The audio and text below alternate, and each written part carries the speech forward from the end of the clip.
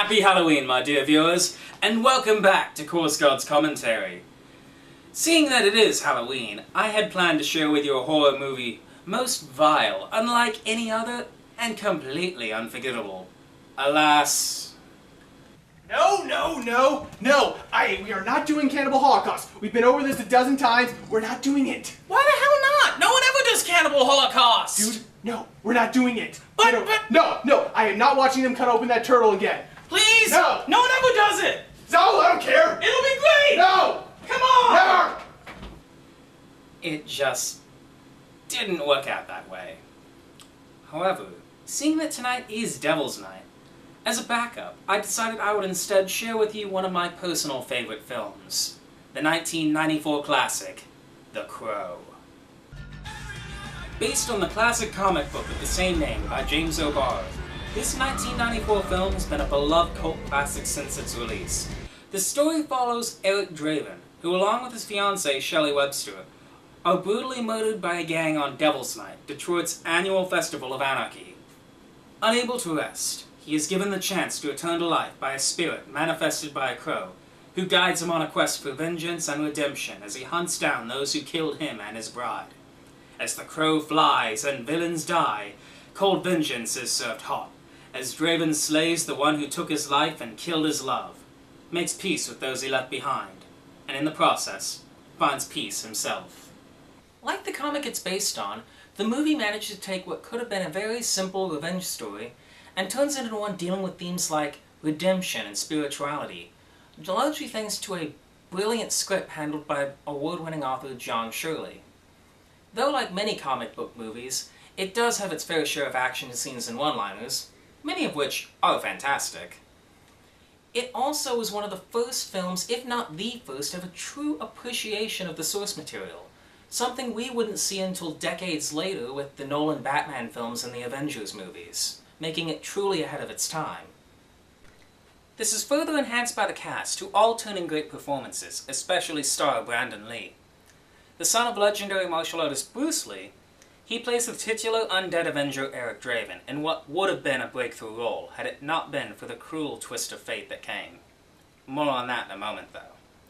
He effortlessly plays the melancholy, revenge-hungry undead hero in a way few others could, providing pathos and depth to what could have easily been a shallow vigilante character. Ernie Hudson is, as you expect, his typically cool as hell self as Sergeant Albrecht, the police officer who is both on scene for Draven's death and helps him in his quest for revenge once he comes back. Rochelle Davis as the headstrong skater girl Sarah, who narrates much of the film, has a presence on screen that many child stars lack, making that she retired from acting after the film all the more tragic. Of course, just as memorable as our heroes are the villains. Each a unique character with their own styles and vices, and you can't help but smile as Draven picks them off one by one as they reap what they sowed. Tony Todd, as the right-hand man to Big Boss Top Dollar, Grange, comes across as just as an enforcer should, and Bai Ling, as Top Dollar's mysticism-obsessed sister/lover, is just as any femme fatale should be. Michael Wincott, as gang boss Top Dollar, plays the sort of menacing, dominating, and utterly chilling villain you both hope you never cross, and can't help but watch as he manipulates the events on screen. Are we having fun or what? Yes. Yes, we are. You have a very well-rounded cast, playing memorable characters and giving great performances while doing so. What's not to have fun with? Another thing worth noting about the film is the music, as the soundtrack is filled with gems from the golden age of grunge rock. The soundtrack includes original songs from bands like The Cure, 9 Inch Nails, Rage Against the Machine, and Stone Temple Pilots. The soundtrack was just a Nirvana song short of serving as a complete sample of the best of grunge. During the movie itself, the bands Medicine and My Life with the Thrill Kill Cult both make cameo appearances in the nightclub, and Brandon Lee has several guitar solos in the film himself. And that's on top of a fantastic original score by Graham Revel, consisting of a stunning mix of strings and synth. Given Eric Draven's rocker roots, the fact that the movie itself is a soundtrack that will have you pulling out a lighter is all too fitting. The visual style and tone of the film are also a special note, having given the world a dark and gritty comic book movie 10 years before Chris Nolan made it the go-to option. Yet I would argue it wears this darkness far better than any of its successors, with the bleak Gothic style and dystopic Detroit making Gotham's darkest nights look positively utopian in comparison.